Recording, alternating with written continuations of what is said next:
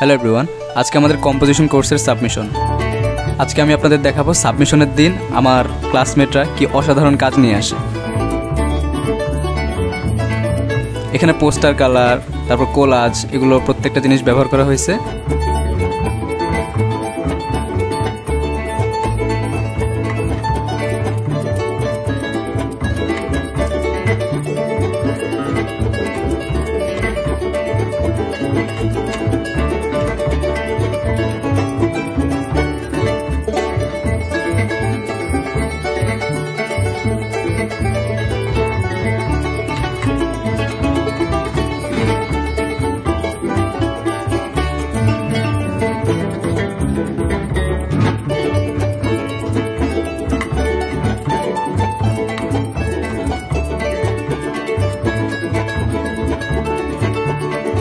তো এইটাই হলো আজকের একটা র্যান্ডম ভিডিও।